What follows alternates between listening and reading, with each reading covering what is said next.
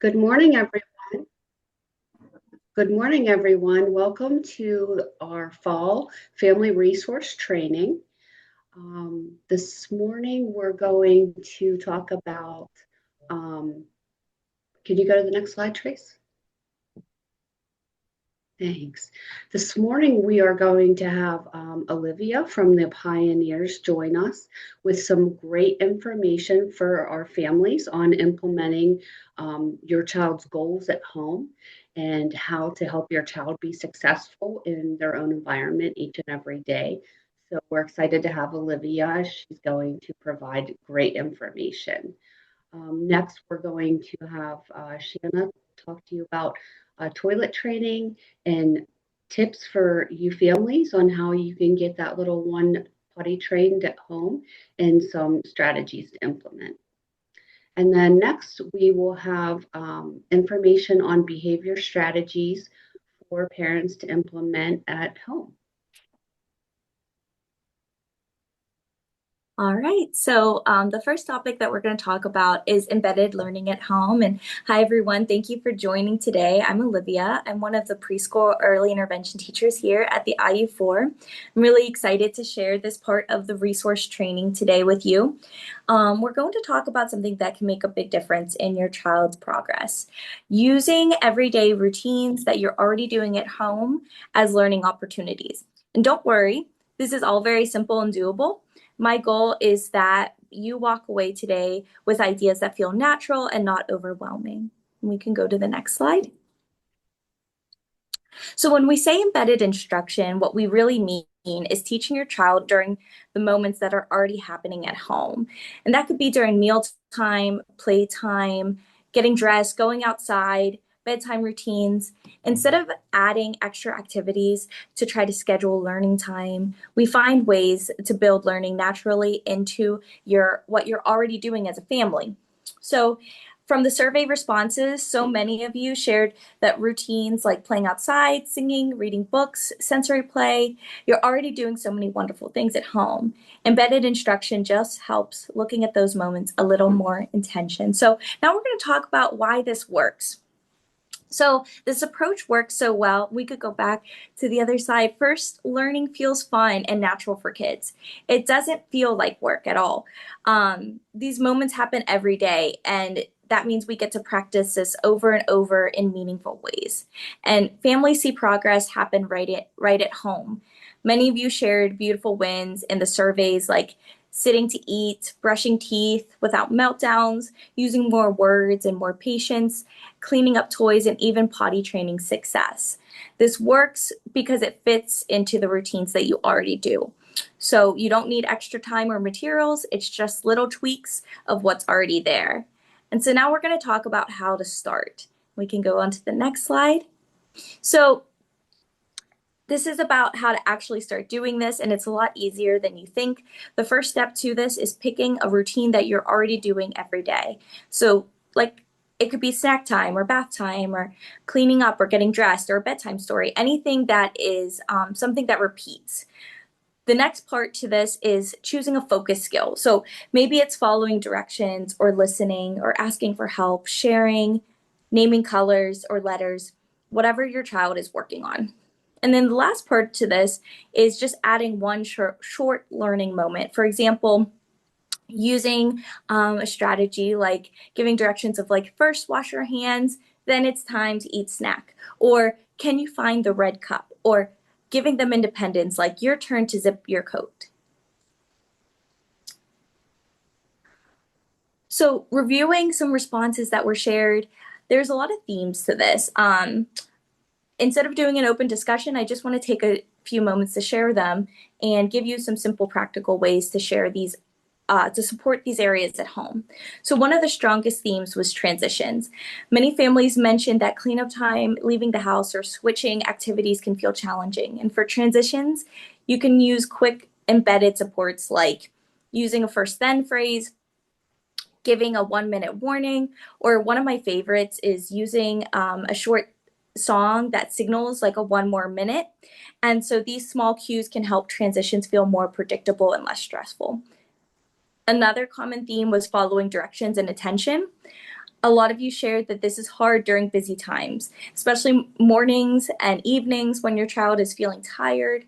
And for this one, a very easy embedded strategy is to break down the directions and just simple step and then celebrate it right away. So if you use visuals, or you could point or model, or hold up the object you want them to use. Several families also mentioned that behavior and big feelings, especially frustration and aggression, or having a hard time accepting no, in those moments, routines can offer great chances to practice calm bodies and simple choices. So an example might be saying, hey, can you help me put the spoons and the forks on the table? Or do you want to hand it to me?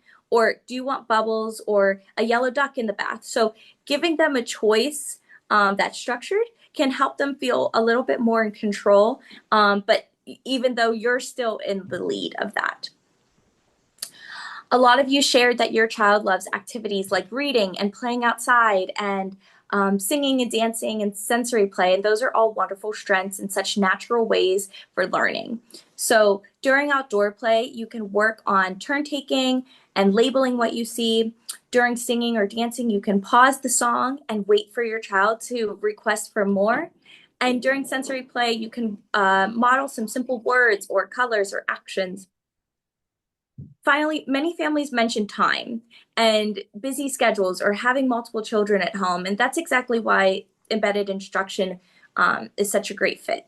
It doesn't require extra prep or extra time. It's just simply weaving a small learning moment into what you're already doing. So as you listen to these examples, I want you to know you're already doing so much at home. Today is just about helping you notice the moments you can build and giving you a few small strategies to make these moments feel meaningful. So let's talk about some tips for success. A few tips are keeping it simple, one small idea at a time, using visuals or gestures that help your child. Praise the effort. It's not about perfection. You could say things like, oh, you listened so quickly, or you tried so hard, and that really matters. And remember, some days go smoothly and some days just don't, and that's about part about being a toddler and a part about being a parent. Another thing I want to talk about too is using some resources that may be on your phone as an extra tip. And we can go to the next slide with some creative prompts that you could use. Using your phone to look up ways like, give me 5 ways to help my child take turns during playtime. How can I make cleanup more engaging? Creating a short bedtime story to help focus on following directions. Or what are some ways to work on colors while we get dressed? Sometimes we don't have all the answers, and it's great to be able to use our resources and just think, oh, here's some ideas that we can just type in our phones. It gives us an idea, and then there we go, that we can use them with our children. All right, and the other tool that we provide is Keep Current. So before I complete sharing about embedded instruction, I just wanted to share more about your child's Keep Current account.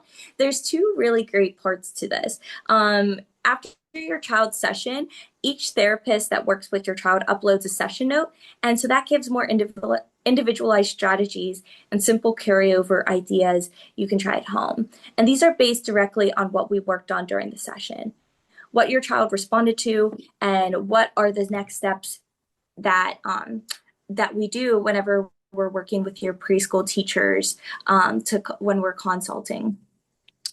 And then there's carryover recommendations. So at the bottom of each session note, parents will see a short section of ideas. Sometimes they're bulleted, sometimes it's a little paragraph, but think of it as your at-home strategy hub. It's always going to be individualized to what works for your child and what we practice that day. You can log in to Keep Current at any time. And Nikki, you can hit the next slide. It shows a little bit of an example of what parents are going to see when they log in to Keep Current. It'll show the session note and the recommendation. So you can log in anytime to see those notes and the history of the notes, and what ideas that might fit into your life at home. And it's nothing extra, not overwhelming. It's just small things to match your child's goals and home routines, as well as preschool routines too. If you ever need help accessing this account or resetting your login or just a walk through it, please touch base with your child's either teacher or speech therapist. They can help you get connected and feel more confident about using this support at home. I just want to thank you, everyone, for attending and sharing your experiences through the survey and being great collaborators in your child's learning. I hope everyone feels a little more confident and supported and excited to try something new at home. Thanks, Olivia. Thanks, Shannon. Great information.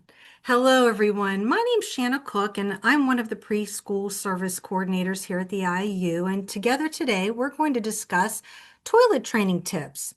Each time that we plan for our family trainings, we always poll families to see what they would like more information on, and toilet training is always top of the list. And we understand that it can be a really stressful time, but it doesn't have to be. So today, whether you're about to start or right in the middle of it, we want to supply you with some tips and strategies to help make the whole process a little easier for you and your little one. So whether you're thinking about starting today or very soon, or you're wanting to transition your child from the changing table to the potty seat today, we will discuss everything you need to know about potty training, including the right time to start, incentive charts, books, accidents, and rewards. Next.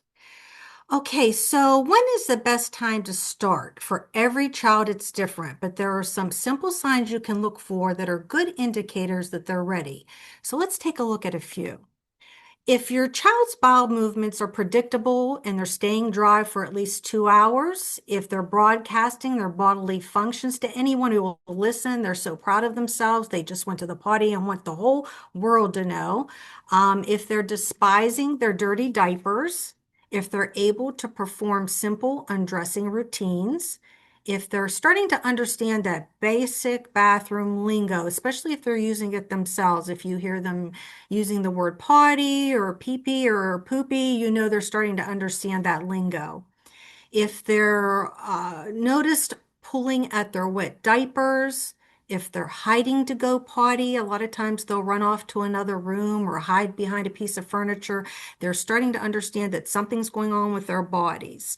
Showing interest in others' use of the potty or copying their behaviors. They're following you to the bathroom or they're following their siblings and they want to do exactly what they're doing. Or if they're having a dry diaper for a longer than usual time, these are all great indicators that they're ready.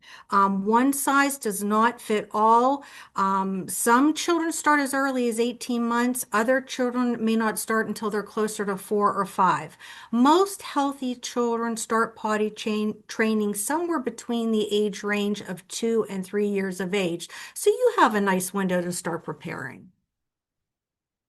Okay, so before actually starting to physically work with your child on the potty, you'll want to start introducing your child to the idea of what potty training is. Usually, maybe around the age of 1, you can start piquing their interest. If you have children's books around the house that talks about potty training, that can be very helpful. You can also broach the topic of potty training by using your child's favorite characters. So if your child loves Elmo, let them stick a diaper on Elmo, carry Elmo around throughout the day, take Elmo into the bathroom with them. This will really help to get them excited about potty training. And remember, at this point, you're not expecting perfection. You're going to have lots of accidents. You're just wanting them to become familiar with the process and feel comfortable with it. So here are some helpful books that a lot of our parents are reporting success with. And we wanted to provide you a few examples of what you can choose from. Everyone's going to get a copy of this entire presentation when we're through. So what we were really happy to do is we were able to put links into a lot of our resources. So Tracy, if you could click right below the Potty Superstar book, their link should pop up.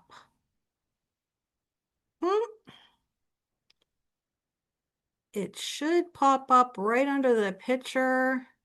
And if it doesn't, that's okay. We'll work on it, but there's a link embedded there. The link is going to take you directly to Amazon.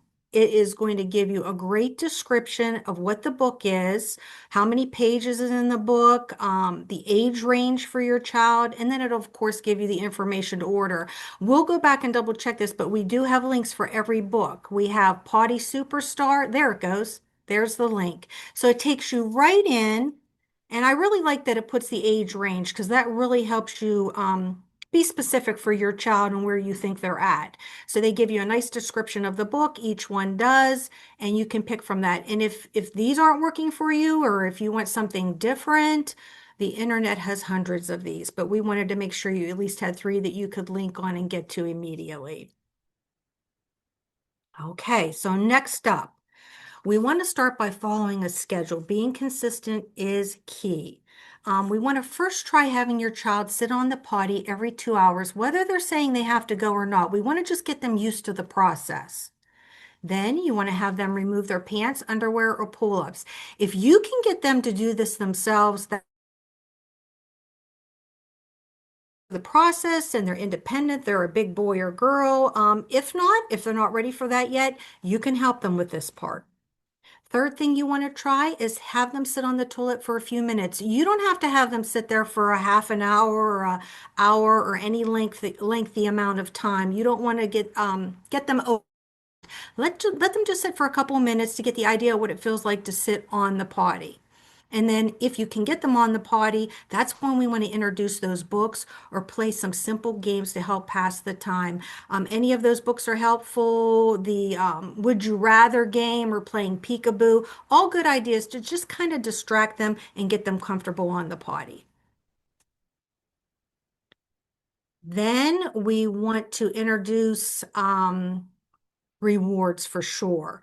Remember that you're not bribing your child, you're rewarding them. It's important to be clear about the distinction. While a bribe precedes a behavior, a reward follows it and can play a positive role in building positive reinforcement.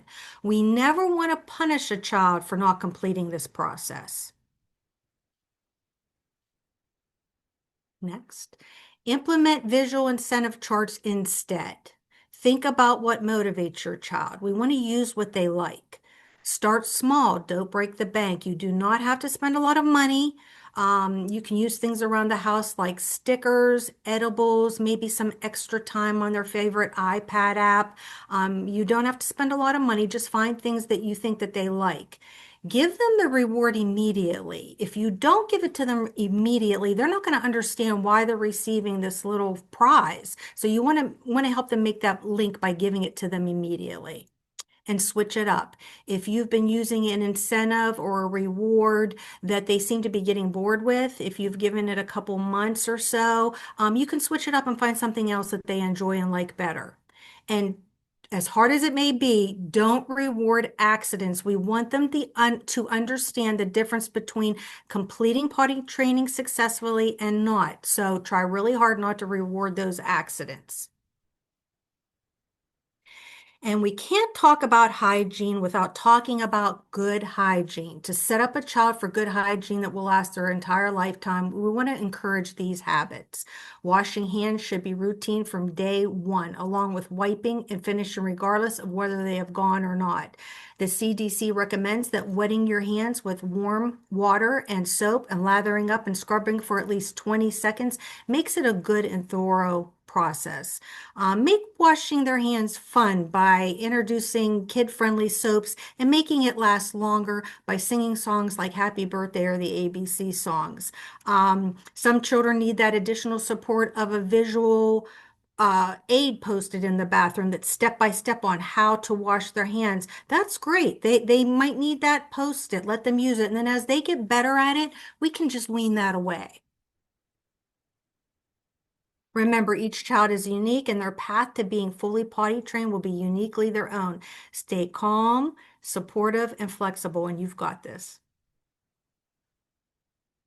We also want to talk before we move on about some tips you can use if you're working with a child who's autistic.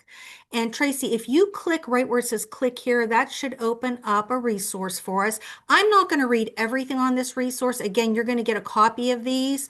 But children with autism can be potty trained just like their typical peers with some additional supports and techniques in place. Often they need additional time and can possibly have more accidents, but with patience and consistency, they can be successful as well. So when we talk about an autistic child's processing, we want to remember a few things. And Tracy, just scroll back up just for a second. A couple of things we want to keep in mind. Children with autism may have a medical reason for their toiletry difficulties, so you want to discuss that with your pediatrician. Also, they might have trouble understanding and using language. So, of course, they're not going to be able to tell you when they have to go to the bathroom. We have to allow understanding of that. Dressing. Some children with autism have difficulty pulling their pants up or down, so we're going to want to help them with that part. Fears. Our autistic children, just like our typical developing children, sometimes have fears of sitting on that big toilet seat or hearing that flush. Getting used to the toilet by using a visual schedule and making it a part of their routine makes it less scary.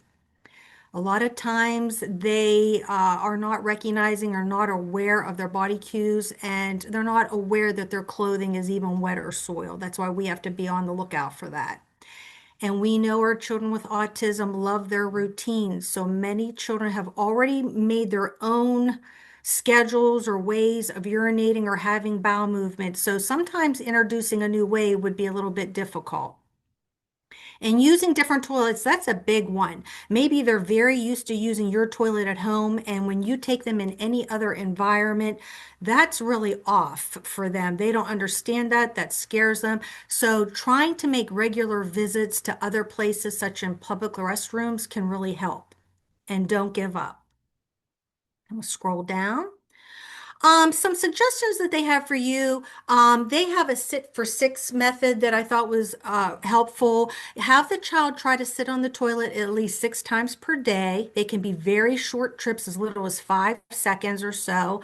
As time progresses, you can have them sit a little bit longer. That's when they can be reading those books, playing those games. If the child has had a bowel movement, let them get up right away. Let them be done. Boys are taught to sit on the toilet to urinate when they're first starting, and then once they become more regular, we teach them to stand. Another suggestion is don't ask your child if they have to go to the bathroom, especially if they're autistic, because they may not understand the question, they may not want to answer you, so you're just going to make it a directive. You're going to tell them that it's time for a toilet trip. Schedule. Make toilet trips a part of your everyday life. Plan it around your usual routines, a lot like what Olivia talked about. Embed it right into their normal routines. Communicate. We don't need a ton of explanation or a lot of words. Use the same simple words, signs, or pictures during each trip. This helps them learn the toileting language. Keep trying. They say it takes 3 weeks to make a habit. So once you outline the routine and methods, working towards the same goal for at least 3 weeks.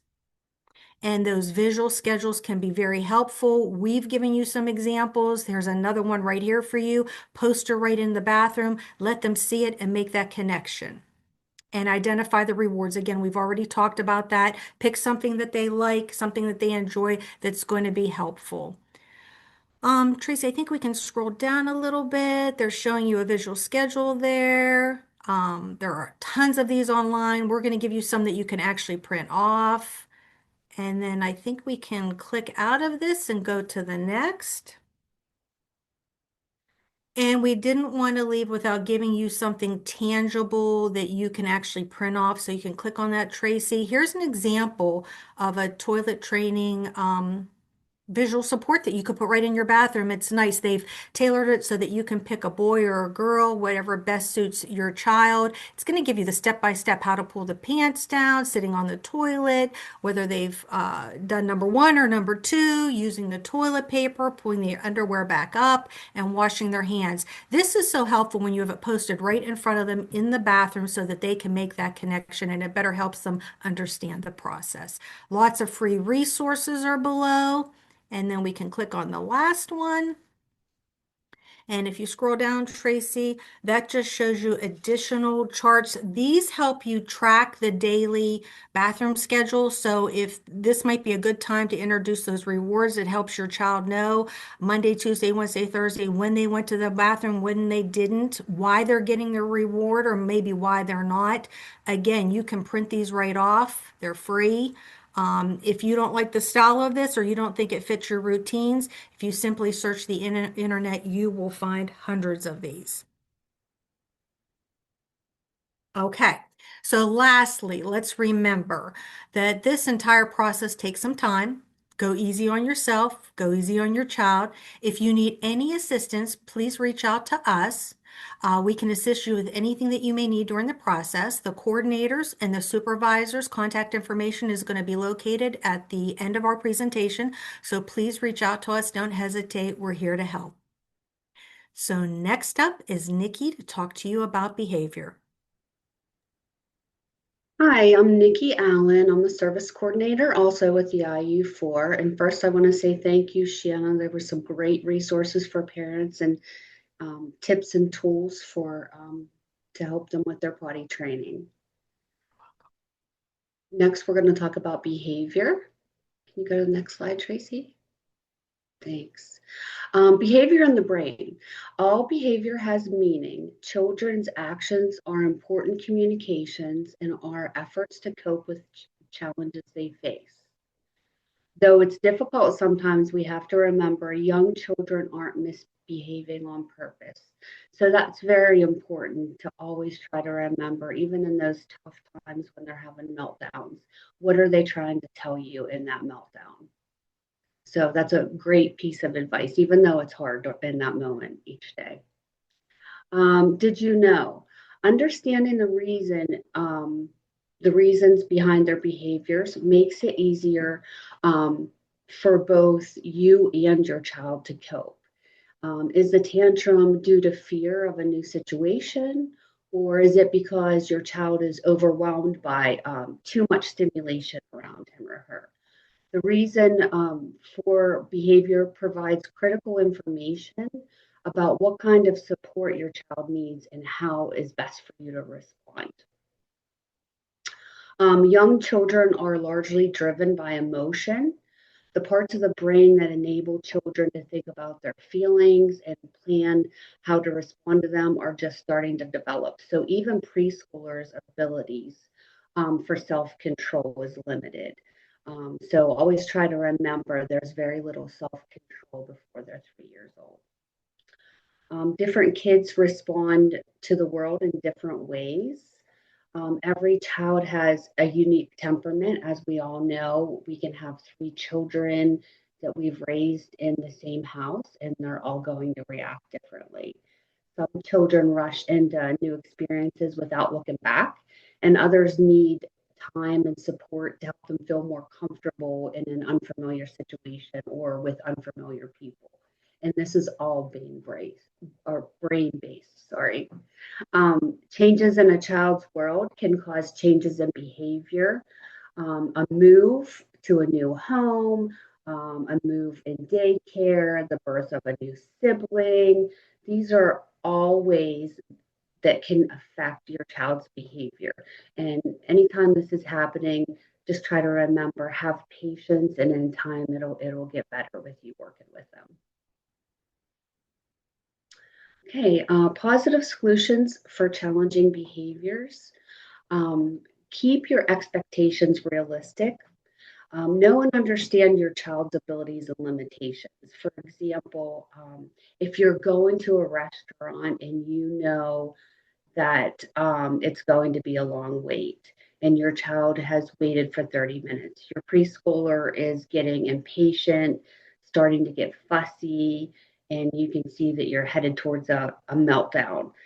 Instead of you getting frustrated, consider why. Why is your child getting upset and what can you do to help? So maybe think about things that you can do to make them happy. Maybe take them for a walk, get their mind off of them sitting there waiting. Next is plan ahead. Anytime you're going out of your home, out of your normal routine. Think about planning ahead for a successful experience. Always hope for the best, but plan for the worst. So think about being prepared ahead of time with having munchies, toys, different activities you can work on.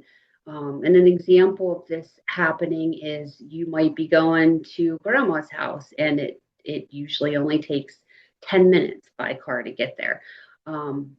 But you always want to plan ahead. What if something happens and it ends up being a lot longer? So what if you get stuck in traffic? How can you entertain them for an extra 30 minutes in the car? Once again, those munchies, activities, different things that you can keep them busy with, that's going to help. That's why you always want to plan ahead. Clearly state your expectations in advance. Children need to understand exactly what you want them to do. So be specific and check for understanding. Don't be afraid to give warnings ahead of time also. Offer limited choices. An example of this would be you're putting your child in his or her car seat and they're not going to want to leave, and this, it may be a power struggle. So to try to avoid the power struggle, you could give some choices. You could say, like, Johnny, the car won't start until you're in your car seat. Do you want to climb in the car seat by yourself to get buckled, or do you want daddy to buckle you? Giving that choice gives them power and then will help take away that struggle. Next is using if and then statements. And Olivia had talked about this earlier. It's very big. It's a great help. Using this statement tells your child what she or he must do in order to earn a desired consequence. Like, for example, your child wants to go outside to play, but it's going to be a struggle because she doesn't want to sit to get her shoes on. So instead, you might consider saying, first you put your shoes on, then we can go outside to play on the swing. You're letting her know what has to happen for her to get what she wants. Next is catch your child being good. We spend a lot of time each and every day as our children are growing up telling them what not to do. No, don't do that. No, get out of there. No, no, no. Instead, try to give him or her specific positive attention to the behavior that you want to see. This will teach your child what you want him or her to do and increase the likelihood that this behavior will occur again. So try to remember, children need at least 4 to 1 positive to negatives to create a good positive environment. So that's feeding into that, positive reinforcement. And last is stay calm. Acting calm with a minimum amount of attention will reduce the risk of strengthening the behavior that you want to discourage, that behavior that you don't want to see them do any longer. Remember, you're modeling desired behavior for your child. When you remain calm, your child learns appropriate ways to respond to difficult situations. So it's a hard one, but you can do it. Try to stay calm. Okay, this is positive strategies for families. Go ahead, if you can click on there, Tracy. This is a great thing that I had found, and I actually thought this might be something great to print off and have like on your refrigerator somewhere in your house, just as a reminder each and every day. It says, help us have a good day, positive strategies for families. And then it goes through some of those things that I was just talking about. You can see on here, it says, give me choices. Do you want your breakfast in an orange bowl or a green bowl? You're given that choice. So that way they feel like they have power and control. Remind me of the rules. Remember, we keep ourselves safe. So go up the steps and then down the slide. So you're letting them know exactly what you want instead of saying, don't do this, don't do that. Help me know when something is going to end and change. 5 more minutes until dinner. So that's that reminder I had talked about earlier. And a great way to do that is to have a timer. Catch me being good. Wow, thanks for trying something new. I hope you feel proud when you try new things. So that's catching them. You see them do something great and be kind or pick something up. You want to make sure that you reinforce that. Tell me exactly what to do. First, we get into the bathtub and then we do bubbles. So your child might not want to take a bath, but you're going to tell them first, we're going to do this, and then you get that desired consequence or that desired item. So that's just a great little resource that you can print out and keep in your home as a reminder daily that may help a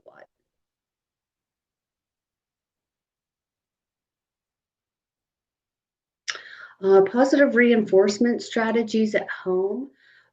Just a little bit about those positive reinforcement strategies. We all know that raising a child with behavioral challenges can feel exhausting, especially when you feel like you're fighting against it all day, every day. If you're looking for a more creative, supportive way to guide your child's behavior, positive reinforcement strategies are a powerful place to start. Positive reinforcement focuses on rewarding the behaviors you want to see more of, creating a home environment where your child feels motivated, valued, and empowered to succeed. So we are going to explore what some of these strategies are, how they work, and how to use them effectively with your children. Positive reinforcement helps by teaching children what to do, not just what to avoid or what not to do. Building confidence and emotional resilience, strengthening the parent and child relationship, and reducing those power struggles and meltdowns over time, which as parents, that's what we want to see the most of, is being able to see those negative behaviors decrease. Here's how you can create a practical, consistent reinforcement strategy at home. So this is just giving you some tools in your toolkit to help you at home. Define clear behaviors. What that means is start by identifying 1 to 3 specific behaviors you want to encourage. So instead of saying, I want you to be good, think about giving that specific behavior you want to see. Please stay in your seat during dinner. See, you could see that that was specific, what you want, what you're expecting out of your child. Choose reinforcers that motivate your child. Reinforcers don't need to be expensive or elaborate. What matters is that they're meaningful to your child. So, what is something that your child will like to help motivate them? Some common reinforcers that you could think about trying that your child may like: high fives, verbal praise, like great job, be specific of what they did, give them hugs.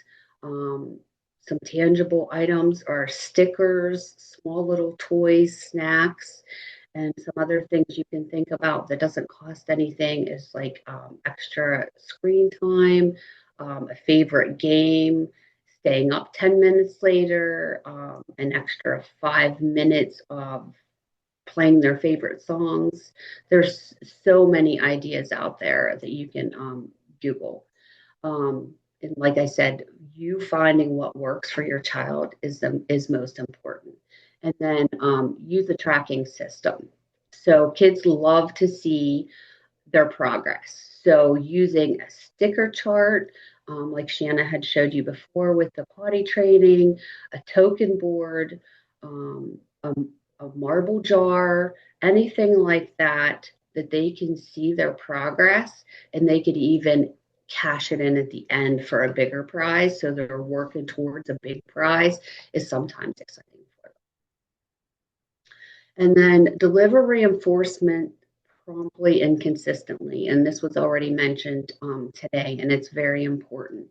Um, that should come, that reinforcement should come immediately after you see them doing something that you want them to do. That helps them make that connection. So, for example, you did a great job cleaning up your toys. That's awesome. You earned a sticker on your chart. You want to have them make that connection immediately after they cleaned up their toys. And then gradually shift towards internal motivation. And what that means is you want your child to begin consistently showing the desired behavior. And as you see them do that, you want to slowly reduce the reliance on that tangible reward. So, ways to do that is make praise more descriptive and less tangible. So, you did such a great job cleaning your toys today. I'm so proud of you. Instead of, you did a great job, here, have a treat. So this way you can back off and slowly fade as your child is doing the desired, behaviors. Um, Next, the importance of using visuals. One of the most effective ways to communicate a message to a child is or to allow a child to express his needs is by using visuals. Visuals help children to process at their own speed. A lot of kids have trouble with processing. It might take them a little bit more time, and that gives them that extra time. More clearly understand what is being asked. So sometimes it's not just them hearing, they need to hear and see something together. And those two things together can help them understand. Remember what to do and in what order. So sometimes you give a child a task. If you give them one task, they're okay. They get it. They can follow through. And if you give them two, it may be too much. So being able to have those visuals will help them follow that sequence.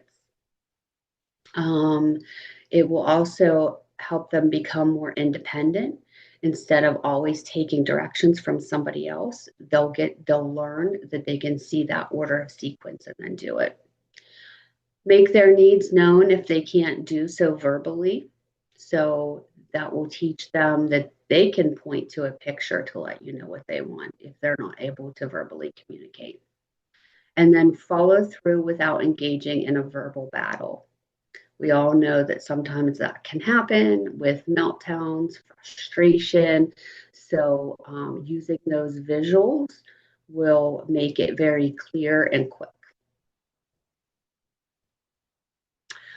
We've included on here some printable visuals for home, and this has a great list of all different kinds of printables that you can print at home, or if you don't have a way to print, you can also ask your teacher or speech therapist. We're always here and happy to help you with anything you need at home also.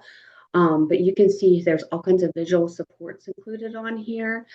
There's a great one for that first and then. First, I want you to do this, and then you include a picture, then you get this. And then there's all kinds of pictures included the whole way down through here for visual schedules, different pictures that you may need at home for first and then, or those visual schedules. So this is a great resource for at home. And like I said, just as a reminder, if you guys need any help with any of this, if you need anything printed, if you need anything laminated, just please let us know. We're always here to help. And then this right here is a visual timer. It's just one that I looked up and included just to give you an idea. Those visual timers are great to use at home as reminders. This one visually shows the clock going so that they know if, okay, 5 more minutes to play. If you set it for 5 minutes, it's going to count down. And you can, it's a great visual for the kids to help them understand that time. This was one linked for, it was only $9.99, but there's plenty more on Amazon. So you can look and around and pick whatever one you think's best for your home, if you would like. Calm down strategies. Why would you want to use calm down strategies? Calm down strategies is great for kids to learn, not just at school, but at home also. And calm down strategies helps support self-regulation in children, and breathing strategies are essential. Why? It helps promote relaxation by activating the body's nervous system, helps manage anxiety and stress in challenging situations. A lot of times you can see that stress building up on your child. You know that they're getting stressed or anxious. These breathing strategies will help bring them back down to baseline. They help enhance focus and concentration during tasks, and provide a simple tool for self-soothing during overwhelming moments. When you know they're getting overwhelmed, you can see they're headed towards that meltdown. These calming strategies can help bring them back down.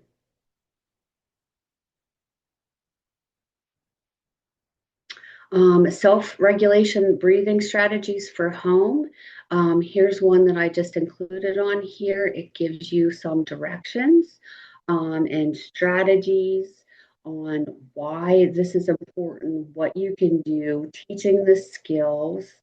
You can see the first one they have on here is controlled breathing, smell the flower, blow out the pinwheel, belly breathing you can teach your child to do, how you can help children self-regulate, different things that you can do to help out, taking a deep breath. Go ahead, can you get down a little bit more, Tracy? Thanks. It's giving you pictures, smell the flower, blow the pinwheel. So if you're using some of these resources, you can also print a picture and show it to them as a visual to remind them to take that deep breath and to help them calm. So that's a great printable for you at home. Next, this is the Calm Down Corner. So I'm sure that a lot of people have heard of calm down corners that they may use at school. But this is just showing you a little calm down corner that you can think about making in your home. Why? Why would you want to do that? Because one way to encourage self-regulation is introducing this calm down corner. It gives them a space at home where they can go to have alone time to calm down. It's not a timeout or a punishment in any way. It simply provides your child a safe space to regain their composure, to give them self time to calm down. Calm down corners also include calming activities for your child and can be used prior to them having that meltdown. When you see them getting upset and you know that they're possibly going to have a meltdown, this is where you want to remind them to use those breathing techniques, breathing strategies, and think about having the choice of going to that calm down corner. Some ideas for the calm down corner that you make at home could be having drawing tools, coloring books, crayons, maybe an Etch-a-Sketch. You could have pictures of breathing exercises from the printable that we've provided, hanging up in your calm down corner to remind them to use those breathing strategies. Sensory tools like a weighted blanket or cushions, maybe headphones for quietness, and then fidgets like poppets, silly putty, puzzles, anything that your child would enjoy and that you know helps calm them down. Calm down corners allows kids to be aware of their own emotions. So kids learn how to identify their emotions so that can help better regulate them.